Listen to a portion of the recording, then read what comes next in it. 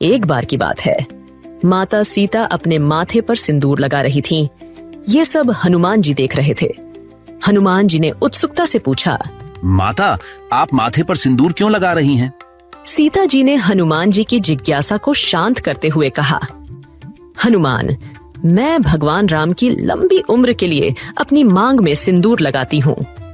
यह सुनकर हनुमान जी ने सोचा, अगर माता के थोड़े से सिंदूर लगाने से मेरे प्रभु राम की आयु बढ़ती है, तो अगर मैं अपने पूरे शरीर पर सिंदूर लगा लूं, तो कितना अच्छा होगा। मेरे प्रभु की आयु हमेशा बढ़ती जाएगी। बस फिर क्या था, हनुमान जी ने अपने पूरे शरीर पर सिंदूर मल लिया और माता सीता के पास पहुंचे। माता सीता मुस्कुराई। बजरंग बली शब्द में बजरंग का मतलब सिंदूरी या नारंगी होता है। हनुमान, तुमने इतना सारा सिंदूर क्यों लगाया है? हनुमान जी ने पूरी बात बता दी। भगवान राम यह सुनकर बहुत खुश हुए और जोर से हंस पड़े। उन्होंने हनुमान जी को अपने पास बुलाया और कहा, तुम्हारे इस प्रेम और भक्ति से मैं बहुत प्रसन्न हूँ। अब से लोग तुम्हें बजरंग बली के नाम से भी जानेंगे। बजरंग बली शब्द में बजरंग का मतलब सिंदूरी या नारंगी होता है, यानी बजरंग बली का मतलब हुआ सिंदूरी शरीर वाला। इस कहानी से हमें सीखने को मिलता है कि सच्चा प्रेम और भक्ति बहुत महत्व रखते हैं। हनुमान जी का समर्पण दिखाता है कि जब हम निस्वार्थ भाव से किसी के लिए कुछ करते हैं तो वह बहुत मूल्यवान होता है। सच्ची भक्ति और प्रेम से हमें भगवान का आशीर्वाद मिलता है। एक दिन श्री राम जी ने हनुमान जी से कहा, हनुमान, मैंने तुम्हें कोई खास ओहदा नहीं दिया है। मैं चाहता हूँ कि तुम्हें कोई अच्छा सा पद दे दूं। सुग्रीव को तुम्हारे कारण किष्किंधा का राजा बनाया, विभीषण को तुम्हारी वजह से लंका का राज्य मिला और मुझे भी तुम्हारी सहायता से अयोध्या का राज्य मिला, लेकिन तुम्हें कोई पद नहीं मिला। प्रभु, सबसे ज्यादा फायदा तो मुझे ही हुआ है। वो कैसे? हनुमान जी ने झुककर भगवान के चरणों में अपना सिर रखते हुए कहा, सुग्रीव को किष्किंधा का एक पद मिला, विभीषण को लंका का एक पद मिला और आपको अयोध्या का राज्य मिला। लेकिन प्रभु, मुझे तो आपके ये दो दो पद मिले हैं। जिसे आपके ये दो दो पद मिले हों, वह एक पद क्यों लेना चाहेगा? श्री राम जी हनुमान जी की बात सुनकर बहुत खुश हुए और उन्हें गले लगा लिया। एक बार देवताओं की सभा में बड़े बड़े ऋषि मुनि, संत और ज्ञानी पंडित एकत्रित हुए थे। महर्षि वशिष्ठ, विश्वामित्र और देवर्षि नारद जैसे दिव्य ज्ञानी गहन चर्चा में लीन थे। विषय था, क्या भगवान राम का नाम स्वयं राम से भी अधिक शक्तिशाली है। सभा में भक्त शिरोमणि हनुमान भी बैठे थे, परंतु शांत भाव से सबकी बातें सुन रहे थे, जैसे कोई विनम्र शिष्य गुरुजनों की वाणी को पी रहा हो। तभी नारद मुनि ने मन में ठान लिया, मैं सिद्ध करके रहूंगा कि राम का नाम राम के स्वरूप से कहीं बड़ा है। सभा समाप्त हुई। हनुमान जी सभी ऋषियों को प्रणाम करने उठे। तभी नारद मुस्कुराते हुए उनके पास आए। नारायण नारायण, पवन पुत्र हनुमान, एक बात कहूं? साई देवर्षि, आप निडर होकर कहिए। विश्वामित्र ऋषि मूलतः एक राजा थे। क्या एक राजा को ऋषियों की तरह सम्मान देना उचित है? हनुमान समझ गए कि देवर्षि क्या कहना चाह रहे हैं। इसी कारण वो विश्वामित्र को अनदेखा कर अन्य ऋषियों का अभिनंदन करते हैं। इस पर ऋषि विश्वामित्र हनुमान जी से क्रोधित हो जाते हैं और वो आग बबूला होकर राम जी से कहते हैं, हे राम, तुम्हारे भक्त ने सभी को प्रणाम किया पर मुझे जानबूझकर अनदेखा किया। इसका दंड मिलना चाहिए। हे गुरुदेव, आप ही बताइए, हनुमान को क्या सजा दी जाए? हनुमान को मृत्यु दंड दो। हनुमान, तुम्हें इस अपराध के लिए मृत्यु दंड दिया जाएगा।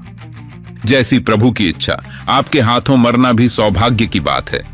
राम ने बाण उठाया, पर तब तक नारद जी चुपचाप हनुमान जी के पास पहुंचे और बोले, हनुमान, राम नाम में लीन हो जाओ, शायद यही तुम्हारी रक्षा करेगा। हनुमान एक वृक्ष के नीचे बैठ गए और राम राम का जाप करने लगे। पूरी आत्मा से हर सांस में बस राम नाम गूंजने लगा।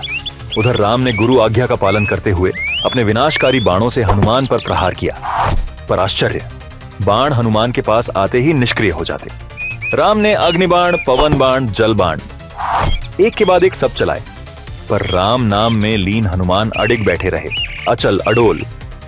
मेरे बाण निष्फल हो रहे हैं, ये कैसे संभव है? अब राम ने अपना अंतिम अस्त्र उठाया, ब्रह्मास्त्र। जैसे त्रिलोक कांप उठे, धरती फटने लगी, समुद्र उफान मारने लगे, आकाश गूंजने लगा। लेकिन हनुमान अब भी राम नाम में मग्न, परम शांति में।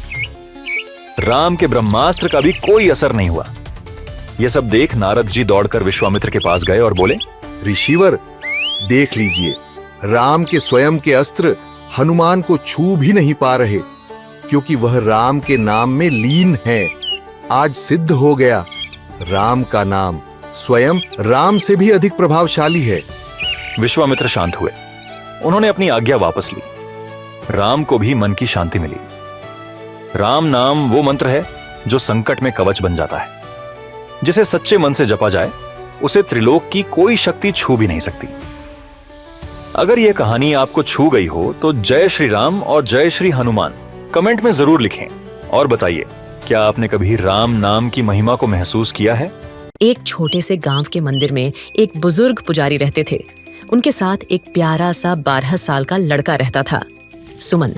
बहुत सीधा, बहुत भोला। मंदिर के छोटे बड़े सारे काम वही करता था। झाड़ू पोंछा, भोग बनाना, दीप जलाना, सब। एक दिन पुजारी जी ने कहा, सुमन बेटा, मुझे 5 दिन के लिए गांव से बाहर जाना है पूजा के काम से। तू मंदिर संभाल लेना। रोज भगवान राम को खाना बना के भोग लगा देना, जैसे मैं करता हूँ। फिर तू भी खा लेना। ठीक है गुरुजी, आप टेंशन मत लो, मैं भगवान जी का अच्छे से ख्याल रखूंगा। पुजारी जी चले गए और सुमन ने पूरे मन से मंदिर का काम संभाल लिया। पहले साफ सफाई की, फिर बड़ी मेहनत से दाल चावल रोटी सब्जी बनाई। गुरुजी तो भगवान को सलाद नहीं देते थे, मैं दूंगा, उन्हें भी अच्छा लगेगा। फिर 2 थालियां सजाईं, एक भगवान राम के लिए, एक खुद के लिए। भगवान के सामने थाली रखकर हाथ जोड़ लिए। भगवान जी, खाना गरम है, जल्दी से आ जाओ, मैंने बहुत प्यार से बनाया है, देखो ना, सलाद भी है आज। लेकिन भगवान नहीं आए। अरे भगवान, आप नहीं खाओगे तो मैं भी नहीं खाऊंगा, देखो ना, भूख लगी है मुझे। आप गुस्सा हो क्या? अच्छा नहीं लगा खाना? इतने में भगवान राम माता सीता के साथ प्रकट हो जाते हैं। अरे भगवान जी, आप सच में आ गए, पर आप सीता माई को भी ले आए? मैंने तो एक ही थाली लगाई थी, अब मैं क्या करूं? कोई बात नहीं, आप खा लो, मैं आज भूखा सो जाऊंगा। शाम को पुजारी जी लौटे।